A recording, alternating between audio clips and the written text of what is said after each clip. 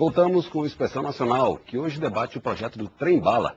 Uma das críticas que se faz ao projeto é o seu custo, 35 bilhões de reais. Afinal, o que representa? A gente vê, muitas vezes, uma certa resistência dos municípios a infraestruturas, a grandes infraestruturas, por exemplo, Guarulhos, que realmente dormiu no ponto com relação ao aeroporto, em vez de ajudar a infraestrutura, que é um grande fator de crescimento da economia, né, deixou que o terreno fosse invadido, né, e agora realmente o aeroporto não pode se expandir. Ou seja, perdeu uma grande oportunidade. Então, é importante que os municípios hoje, né, despertam para essa oportunidade que o trem-bala, o seu de lá, como ele vai ser chamado, né, também passa por um município. Agora, o que é importante? É importante que não se trate apenas de um projeto de trem. Se trata de um projeto de desenvolvimento regional. Até porque os benefícios, por exemplo, que o trem de alta velocidade trouxe para diversas cidades, ele não trouxe só pelo trem. Porque o projeto do trem estava aliado a um projeto de desenvolvimento regional, a um projeto de desenvolvimento territorial, um programa territorial, e isso a gente precisa também colocar no trem-bala, né?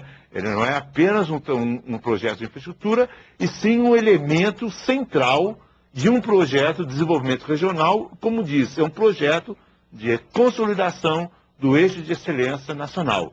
Esse eixo de excelência, ele vai ter uma importância não apenas continental, eu acho que vai ser o motor econômico de todo o continente, mas também no hemisfério sul, porque nem na Austrália, e muito menos na África do Sul, teremos realmente um centro tão dinâmico, desde que houver realmente um projeto, não apenas de trem, mas também de uma modernização industrial ao longo do eixo. Bom, nós já recebemos várias perguntas de várias pessoas, dirigidas a todos vocês. Eu quero começar a já fazer as perguntas, senão não vai dar tempo até o final do programa.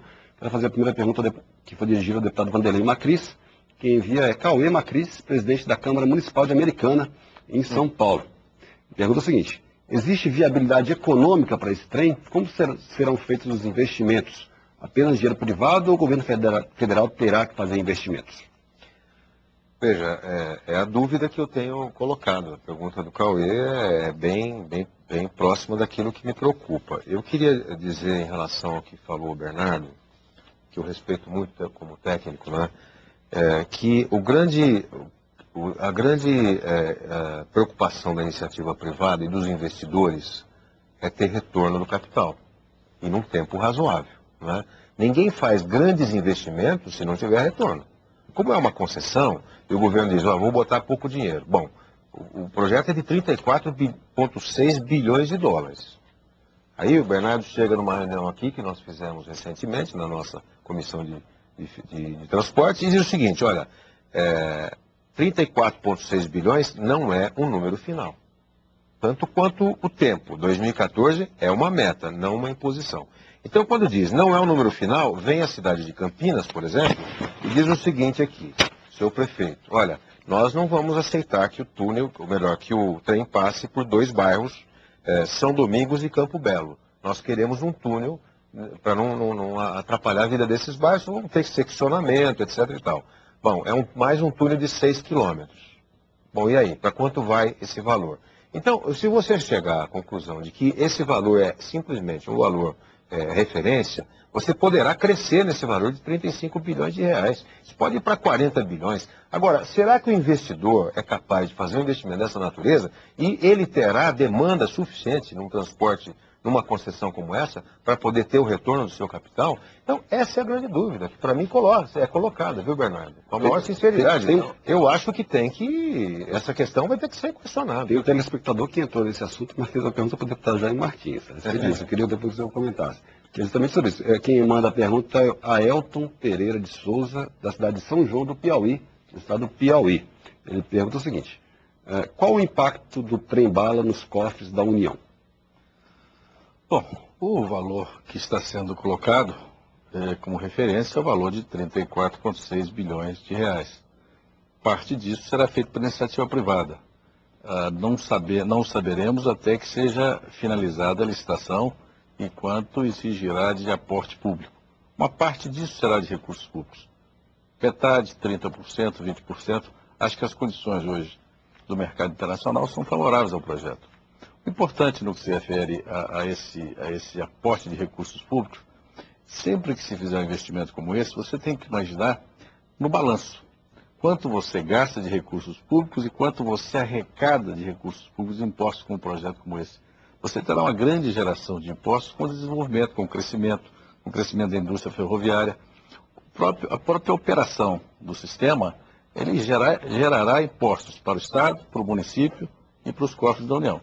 Eu acho que esse projeto, se analisado adequadamente sob o ponto de vista de aplicação de aportes de recursos públicos e geração de impostos que se fará ao longo do tempo, ele se paga num prazo relativamente curto. Da mesma forma que a iniciativa privada, quando ela vir aportar recursos, ela busca retorno. Agora, o padrão de retorno hoje internacional é muito baixo. Taxa de juros hoje no mercado americano, inglês, francês, estão da taxa de 1% ao ano, 0,5% ao ano, é o que paga hoje os governos desse país, até como forma de incentivar o crescimento da economia desse país. Então, acho que sobre esse aspecto de taxas de juros internacionais também, o projeto é muito interessante. Agora, eu queria apenas complementar, quando eu disse que folgava tendo aporte de recursos públicos, é porque ninguém investe num projeto em que não haja uma decisão firme do governo, em que o governo não dê uma demonstração de que deseja realizar o projeto e que o projeto está em boas mãos, bem dimensionado.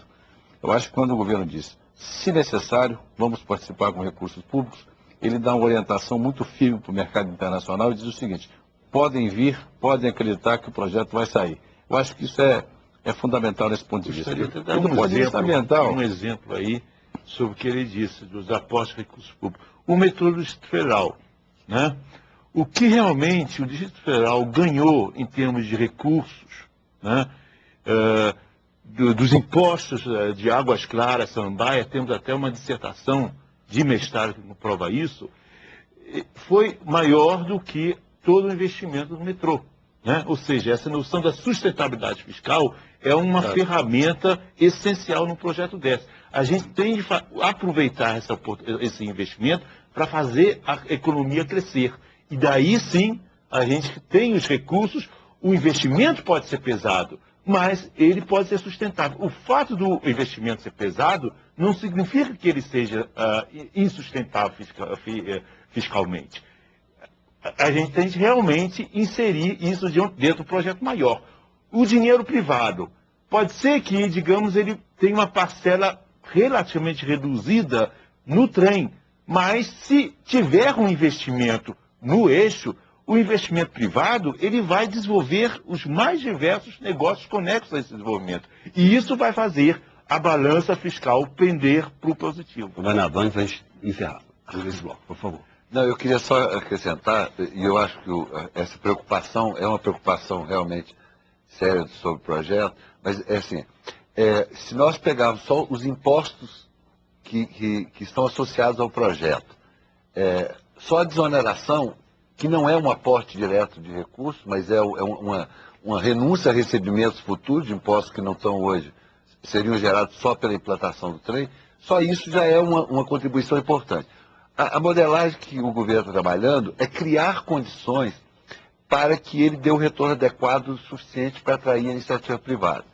E essas condições, elas são fundamentalmente você criar uma linha de financiamento adequada, que é a grande dificuldade hoje, com os riscos associados ao projeto e tal. Com relação à questão do custo de investimento, quando a gente trabalha na concessão, a gente fixa teto máximo. Esse projeto não pode ultrapassar o teto que for fixado. Quer dizer, se ele ultrapassar esse limite, é um risco privado. O poder público não acompanha esse acréscimo de investimento. Então, esse é o pressuposto da concessão. Eu vou fazer o teto de participação, a forma que eu participo é essa. E os investidores vão ter liberdade de mudar o traçado.